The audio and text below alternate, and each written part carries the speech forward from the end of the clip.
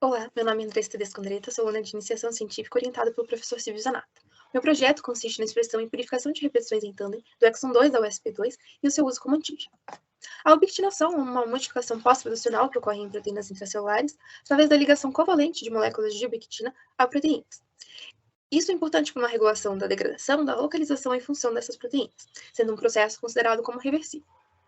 O processo é reversível pela ação de deubiquitinases, que são proteases que então retiram essa marcação de ubiquitina, sendo muito importante principalmente para o resgate de proteínas que iam para a degradação mediada pelo proteossoma por essa presença da marcação.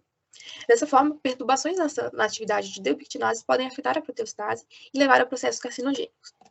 Estudos mostram a interferência da deubiquitinação principalmente na regulação negativa da endocitose do receptor do fator de crescimento epidérmico, EGFR, que é muito importante para a manutenção e crescimento de tecidos epiteliais. Esse fator de crescimento, uma vez presente na membrana, pode ser marcado por ubiquitinação para ser levado então à degradação pelo proteossoma. Entretanto, se moléculas de deubiquitinases cortarem essas ligações com ubiquitinas, isso então volta para ser expresso na membrana, de forma que então ficam constitutivamente ativos esses fatores de crescimento, que então ocorre um comprometimento dessa via de endocitose, da regulação negativa dos fatores de crescimento, o que pode levar, então, a processos carcinogênicos como câncer de pulmão, que tem sido relatado em estudos. Diferentes deubiquitinases podem interferir na endocitose desses fatores de crescimento, sendo que aqui a gente dá destaque para a proteína USP2, que é membro da família mais extensa de deubiquitinases, a família USP. A proteína USP2 origina diferentes isoformas por conta do splicing alternativo que ela sofre, originando a isoforma USP2A e a isoforma USP2B. Porém, não existem anticorpos monoclonais que consigam fazer uma diferenciação entre as duas isoformas, o que então justifica a necessidade dessa produção.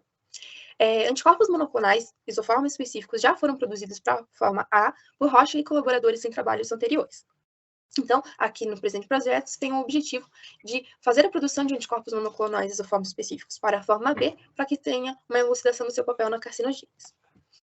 Durante a análise dos anticorpos monoclonais produzidos contra a isoforma A, se percebeu que a situação se dava sobre um epítopo diferencial presente somente nessa isoforma, resultado da codificação do exon 1. Dessa forma, se teve como estratégia para a produção de anticorpos contra a forma B a utilização do epítopo diferencial presente somente na USP2B, que seria resultado do exon 2. Então, no presente projeto, se fez a construção de um plasmídio 8 tandem com 8 repetições desse exon 2, para posterior expressão em células bacterianas, e então imunização de camundongos para a geração dos anticorpos monoclonais contra a isoforma B.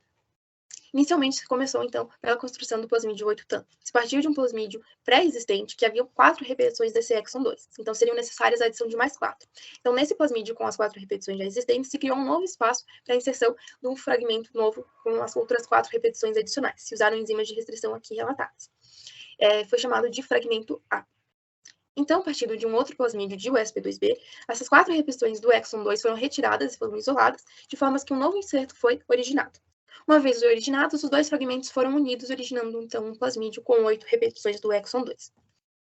Posteriormente, se fez uma transformação desses plasmídios, então, em bactérias quimiocompetentes, que pode ser observado nesse gel de agarose, onde para 5 colônias diferentes, a gente percebe a presença desse plasmídio com as 8 repetições exatamente no nível de par de bases desejados.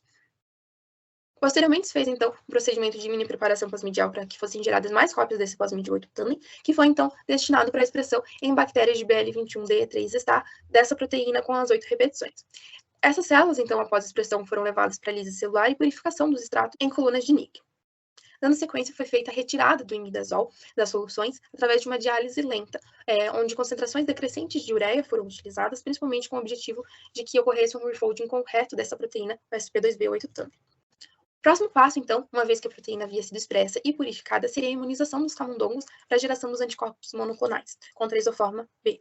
Entretanto, um projeto paralelo, com 4 repetições em tandem e de mesmos objetivos, vinha sendo desempenhado por uma outra aluna de iniciação científica e já estava na etapa de imunização dos animais, onde se percebeu um sucesso na produção de anticorpos. Dessa forma, não houve a necessidade de continuar com o projeto 8 tandem para a imunização de camundongos também, com essa forma de 8 repetições, de forma que o projeto foi, então, encerrado nessa etapa. Entretanto, para comprovar o reconhecimento desses anticorpos contra as proteínas das 4 repetições, eu realizei um ELISA, onde 100 nanogramas dessa proteína foi absorvida nos postos considerados como positivos. Nos postos negativos, a gente tem postos virgens, onde não há a presença dessa proteína absorvida.